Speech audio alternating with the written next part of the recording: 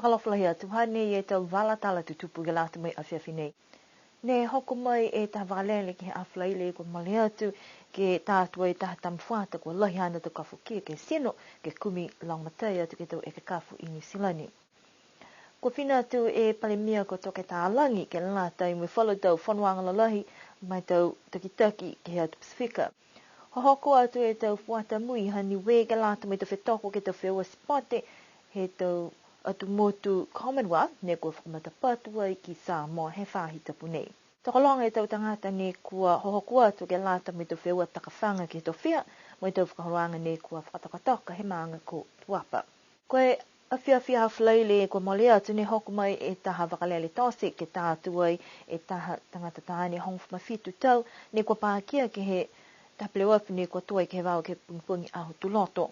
Kua whai mangaho he ngahua e whahi malolo sino ke kumpuhala ke tātua ia nei ke moa i whalu a langmataianga ke he hana tu kafukia ke sino kai mua atu hākua tupi ai hākua tu pākia ke hana uru moe nā kai mai ke luturu ke kisia koe lahi whiwhi e pākia.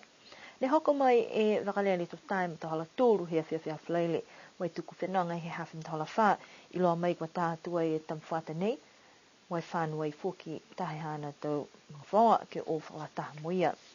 Koe iloanga tō fuai he whakatawhone tō tōngi ke lata me tō whekau mawhisi nei, kua tātua e whata nei ke wharenga ngā Auckland City Hospital ke moa i whalo tau Langmataianga mai he tau e ke kafu. Kua hoko atu tua e takitake he motu koe liri whapale mea ka toke tālangi ke lata mai whalo tau whanuanga lalahi ke lata mai tau takitake hau Pasifika ne kua kamata ke he whahi tapu nei. Ne whakatutālai mo ia tō tuku whenonga he ke whahi tapu kamale, mo e tau hawe ia koe whanuanga whakamua hana ne kua whinatu ki ai ke lata mai tau takitake mai tau atu motu Polynesia. Koe whanuanga ia ke whakatutāla ke whala tau mena ne kua manako le tōru ki ai ke tuku atu ai ke he matakau laulahi ke whanuanga i Papua New Guinea. Koe whalu matakupu ke whakatai ki ai hangau ia ke tau whahi Pasifika, manako i whuki ke tau puhala wakalele, hiki ang he tau matangi mo i whalu tau mena whuki. Kua whakawhauwhu ke he whanuanga nei i New Zealand, kua tuku atu ai ke takitaki ai e Samoa ke lata me tahi tau.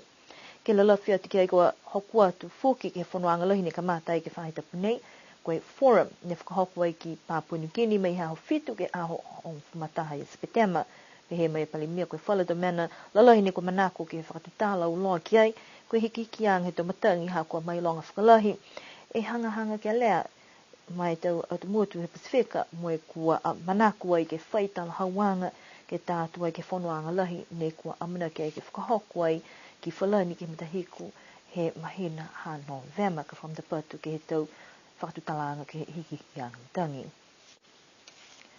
Tō whae whanau mai he anga tō lunga ne kua hohoku atu ai ke lātai mai tau whetoko whewa si pote he tau whuata mai he tau automotu he Commonwealth ne kua whakahoku ai ki Samoa ke he whahi tapu nei. Koe matakau ha niwe toko tōwi tangata whetoko ke tau whewa pui tuwhi moe langa ki mamafa. Mai toko whae tangata langmatai pa whenonga atu. Koa hohoku atu me mawhala mai nono whuatu ai ke whunua aonga he LDS i pēsenga. Ne ka mate tau whewa ke he ahiniawhi mai iloa tala mai kua hohoko atu ai tau whanau ko Jamapaka mo Boston wakaheketaha ne hukue e whahi pui tuwhi. Ka mate tau whewa pui tuwhi i niawhi mo pui mua e tamwhata ko Jamapaka ke he taha seo mita koe hana tutula koe hongfu mawha pui ni ono tūru se kone. Koe whewa hana ke he ua seo mita ne moa ia ua fumahiva pui ni hiva whai se kone mo tū ono ia ke lata me hana fufuta. Koe tau whewa he whuata ko Boston wakaheketaha ke he tau pui tuwhi tai hawhi 5 seo mita koe hana tutula koe 5 minute hongfu mawalu pui ni whawhitu e se kone. Tu hongfu mataha kia ia ke hana fufuta. Ke hana pui ke he 8 seo mita mo ai 2 minute ufu mahiwa e se kone. Mai tu 5 ia. Kua muna kia hi motoria tano ke langa ki mamawhai ke he ahu loto ne kua hanga watu ki ai. Hoko mai ke he aho nei koe aho ke tōru aki he tau whewa ko Australia ne takitaki ai mai ufu mawali pini halu tōru mui mai tua e tau motutunga Apilika mo Ingilani. Amana ki mawholo se tau whewa he mdakaha niuhe mo e tau pā mai whakaua se e tau whewa ni i Samoa ke he matahiku e whahi tapu nei ke aho hongwhatahi a September.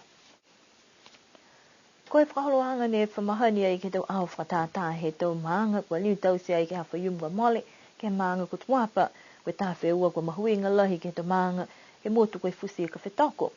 Kua kisi ai koe whangfu malima e waka ne kua tukwhenonga atu ai ke moana pu ke lahi ke lalia ke fusi mai e tau ika kehe ke mua e taha pale pale. Takolonga fuki tau tangata he maanga ne kua hokua atu ai ke takawhanga mai hi ke he ururu mai whangota ai ke he tahi paku. Mai longa i kua lafki lunga e tau numela halu tūru ne alua atu ai ki moana ke fusika ko lu tūru hoko mai he tau maanga ia sele tam kotonga a lofi pia fuki mo e tau maanga mai whahi toke lau he motutunga liku la kepa mo lau hita maki mona mkuru.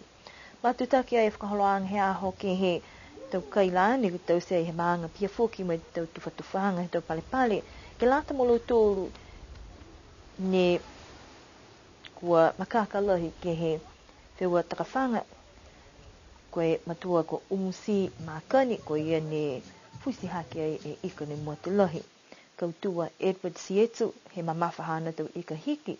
Kautua Harry Moa Tahenga mamawhai he tau ika ne hiki he ururu. Ko Nesi Kapanga ne Olasia hana tau kai ne kua mua mai he ururu. Kautua ia Ochi Siatanga Olasia tau ika ne kua mua he ukuku whanawhana i ke ururu. Kua munaki ai e maanga ke matutaki atu e tau hua whakatata tunga mahani ki ai ke hawha iumine hanga wata ki ai kua kisi ai fuki hahai alo tōru e tau matua moe tau whanau he maanga ne kua hoku mai he tau mutukehe ke lata i mai aho tō whai amnakianga fuki ke ho hoku mai fuki whalu ke whai tap nei.